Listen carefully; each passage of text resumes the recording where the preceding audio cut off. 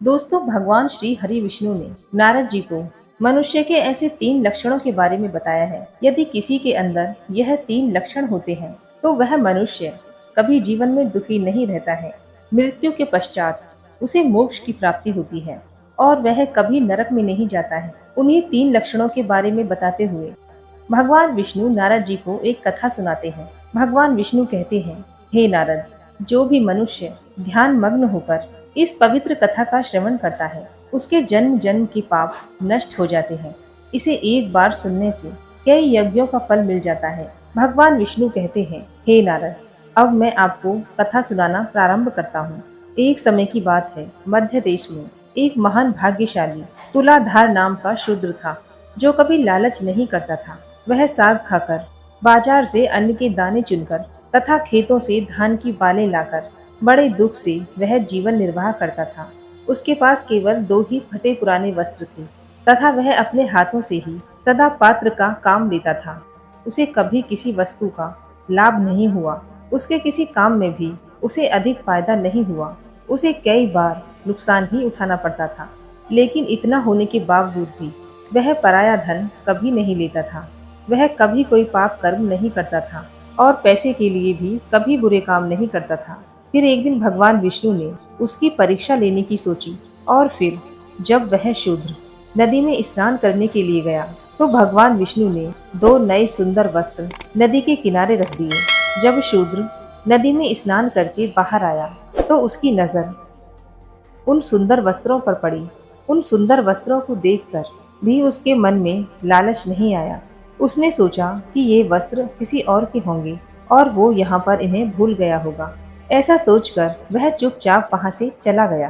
फिर भगवान ने उसकी एक और परीक्षा लेने की सोची और एक फल में भगवान ने सोने का टुकड़ा डाल दिया और उसे एक वृक्ष के नीचे रख दिया। जब वह शूद्र उस वृक्ष के नीचे आया तो उसे वह सुंदर फल दिखाई दिया और जब उसने वह फल उठाया तो उसने देखा उस फल के अंदर सोने का टुकड़ा था। उस फल को हाथ में लेकर वह शूद्र सोचने लगा, बड़ी अजीब बात है, इस फल के अंदर सोने का टुकड़ा किसने रख दिया? ये तो किसी चोर का काम हो सकता है। ऐसा कहकर उसने उस फल को वहीं पर रख दिया और सोचने लगा, अगर मैंने इस फल के अंदर के सोने के टुकड़े को ले लिया तो मेरे अंदर लालच आ जाएगा और इस धन की रक्षा करने में भी मुझे बहुत कठिनाई आएगी।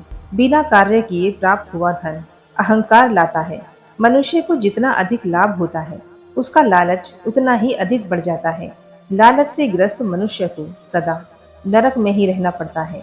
यदि मैं इस सोने के टुकड़े को अपने घर ले जाऊंगा तो मेरी पत्नी और पुत्र की बुद्धि भ्रष्ट हो जाएगी, जिससे उनके अंदर भी अहंकार का भाव आ जाएगा और अहंकार से क्रोध उत्पन्न होता है और घर में कलेश होता है। अहंकार, लालच और क्रोध करने से पुण्य नष्ट हो जाता है और मेरी जीवन भर की तपस्या भी नष्ट हो जाएगी। तपस्या नष्ट हो जाने पर मैं भी पापी बन जाऊंगा। दोस्तों, भगवान विष्णु कहते हैं, हे नारद, इस प्रकार सोचने पर उस व्यक्ति ने उस फल को वहीं जमीन पर रख दिया और चुपचाप वहां से चला गया। स्वर्ग में आकाश से सभी देवता उस शूद्र के व्यवहार को देखकर उसकी प्रशंसा करने लगे। भगवान ने फिर से एक बार उस शूद्र की परीक्षा लेने की सोची और एक साधु का भेष बनाकर उस शूद्र के पास चले गए और लोगों को उनका भविष्य और भाग्य बताने लगे। सभी गांव वाले उस साधु की चर्चा करने लगे। यह बात पूरे गांव में फैल गई और जब यह बात शूद्र की पत्नी को पता चली तो वह भी उस साधु के पास आ गई और खुद के भाग्य के बारे में पूछने लगी। तो उस साधु ने कहा, हे महाभाग्य, विधाता ने आज तेरे लिए बहुत सारा धन दिया था, किंतु तेरे मूर्ख पति ने उसका परित्याग कर दिया। उसने उस धन को वहीं पर फेंक दिया। तेरे घर में धन की बहुत कमी है, अतः तेरा पति जब तक जीवित रहेगा तुझे दरिद्रता ही भोगनी पड़ेगी। इसमें तनिक भी संदेह नहीं है। हे पुत्री, तू अभी अपने घर जा और अपने पति को उस पेड़ के नीचे गड़े धन के बारे में पूछ। तब उस शूद्र की पत्नी दौड़कर अपने घर चली गई और अपने पति से पूछने लगी, हे नाथ, आज आपको एक पेड़ के नीचे बहुत सारा धन मिला था, आपने उसे क्यों नहीं लिया? विधाता से प्राप्त धन को कोई ठोकर मारता है क्या? आपने ऐसा क्यों किया? पत्नी की ऐसी बात सुनकर वह शूद्र आश्चर्य में पड़ गया और पूछने लगा कि यह बात तुझे किसने बताई। तब उसकी पत्नी ने उसे साधु के बारे में बताया। तब शूद्र अपनी पत्नी को लेकर उस साधु के पास चला गया। तब भगवान विष्णु कहते हैं, हे नारद। दोस्तों, साधु के पास जाकर उस शूद्र ने साधु से पूछा, हे साधु, आपको ये बात कैसे पता चली। तब वह साधु बोला, हे दाद, तुम्हें आज बहुत सारे धन की प्राप्ति हो गई थी। ईश्वर ने तुम्हारी गरीबी दूर करने के लिए तुम्हें एक फल के अंदर रखकर सोने का टुकड़ा प्रदान किया था। तुमने ईश्वर का अपमान करते हुए उस सोने के टुकड़े को फेंक दिया। तुमने आखिर ऐसा क्यों किया। लगता है तुम्हारे भाग्य में धन नहीं है, दरिद्रता है। इस अभाव ने तुम्हें जन्म से लेकर मृत्यु तक दुख देखने पड़ेंगे, प्रतिदिन परेशानियां उठानी पड़ेंगी। इसीलिए तुम जाकर उस धन को प्राप्त करो, सुख पूर्वक जीवन व्यतीत करो। फिर शूद्र ने कहा, हे साधु महाराज, मुझे धन की इच्छा नहीं है। धन संसार बंधन में डालने वाला एक माया जाल है। जो भी धन का लालच करता है उसका उद्धार नहीं होता है। जब मनुष्य के पास इतना धन होता है तो उसे अपने रिश्तेदार, राजा आदि से भय लगने लगता है। सभी लोग उस धनी व्यक्ति को मार डालने की इच्छा रखते हैं। फिर धन मुझे कैसे सुख दे सकता है।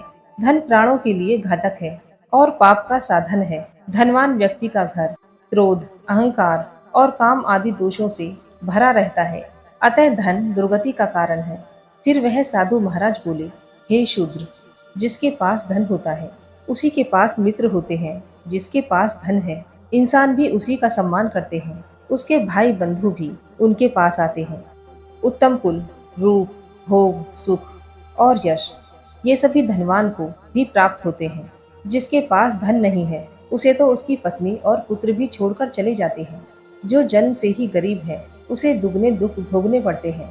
स्वर्ग प्राप्ति के लिए जो धन कार्य किए जाते हैं उसके लिए भी धन की आवश्यकता होती है। धन का अभाव होने से व्यक्ति स्वर्ग को भी प्राप्त नहीं कर सकता। दान करने से व्यक्ति को मोक्ष मिलता है, किंतु निर्धन व्यक्ति के पास धन ना हो तो वह दान नहीं कर पाएगा। फिर उसे मोक्ष कैसे मिलेगा। रोगों का निवारण, औषधि का संग, अपने शरीर को स्वस्थ रखने के लिए धन की आवश्यकता होती है। धन के बिना शत्रुओं पर भी विजय प्राप्त नहीं की जा सकती। धन रहते हुए तुम दान करके स्वर्ग की प्राप्ति कर सकते हो। फिर तुम धन का त्याग क्यों कर रहे हो। फिर वह शूद्र बोला, हे महात्मा, कामनाओं का त्याग करने से ही सभी व्रतों का पालन होता है। जो अपनी कामनाओं का त्याग करता है उसे कोई भी व्रत करने की जरूरत नहीं है। जो क्रोध का त्याग करता है उसे सभी तीर्थों का फल मिलता है। जो दया करता है उसे जप का फल मिलता है। और सबसे बड़ी संपत्ति है संतोष। जो संतोष करता है वही इस संसार में सबसे बड़ा धनवान है। और अहिंसा ही सबसे बड़ी सिद्धि है। जो कभी हिंसा नहीं करता उसे ही सिद्धि प्राप्त होती है। मेरे लिए साग का भोजन ही अमृत के समान है। उपवास मेरे लिए उत्तम तपस्या है और संतोष मेरे लिए सबसे बड़ा भोग है। मेरे सामर्थ्य के अनुसार मैं जो भी दान करता हूँ वही सर्वश्रेष्ठ दान है। पराई स्त्रियां माता हैं और पराया धन मिट्टी के ढेले के समान है। पराई स्त्री सर्प के समान भयंकर है। यही सब मेरा यज्ञ है। हे साधु महाराज, इसी कारण से मैंने उस धन को नहीं लिया। मैं आपको सच सच बताता हूँ, कपड़े पर कीचड़ लगाकर धोने से अच्छा है कि कीचड़ से दूर ही रहे। इसीलिए पराया धन कीचड़ के समान है। उसे अपने शरीर को लगाकर मैं अपने शरीर को गंदा क्यों करूं। उस शूद्र के द्वारा इतना कहते ही आकाश के सभी देवता अत्यंत प्रसन्न हुए और उसके सिर पर फूलों की वर्षा करने लगे। तुरंत ही आकाश से एक विमान उतर आया जिसमें देवता बैठे हुए थे। सभी देवताओं ने उस शूद्र से कहा, हे धर्मात्मा, इस विमान में बैठो और सत्य लोक में चलकर दिव्य भोगों का उपभोग करो। तुमने जीवन में बहुत पुण्य किए हैं, इसलिए तुम अनंत काल तक सत्य लोक में निवास करो। यह दिव्य दृश्य देखकर वह शूद्र उस साधु की तरफ देखकर बोला, हे साधु महाराज, आप कौन हैं? आपको मेरे बारे में इतना सब कुछ कैसे पता चला? आप अवश्य ही कोई देवता हैं। आप इस साधु के भेष में भगवान विष्णु, शिव तथा ब्रह्मा हैं। कृपया आप मुझे अपने असली रूप का दर्शन दें। फिर भगवान विष्णु साधु के रूप को छोड़कर अपने असली रूप में आ गए और बोले, हे धर्मात्मा, मैं साक्षात विष्णु हूँ। तुम्हारे सत्य आचरण और धर्म की परीक्षा लेने मैं स्वयं ही यहाँ पर आया हूँ। अब तुम अपने परिवार के साथ इस विमान में बैठकर सत्यलोक को जाओ और सभी सुखों का उपभोग करो। फिर वह शूद्र दिव्य आभूषण, दिव्य वस्त्रों से सुशोभित होकर उस सुंदर विमान में बैठकर सत्यलोक को चला गया। तो दोस्तों, इस प्रकार से लालच का त्याग करके वह शूद्र अपने परिवार के सभी लोगों के साथ मोक्ष की प्राप्ति हो गई। जो भी मनुष्य लालच का त्याग करके संतुष्ट रहकर जीवन व्यतीत करता है, वह निश्चित ही मोक्ष को प्राप्त होता है। दोस्तों, उम्मीद है आपको ये कथा पसंद आई होगी। यदि आपको ये कहानी पसंद आई है तो हमारी वीडियो को लाइक करें तथा चैनल को सब्सक्राइब करना ना भूलें।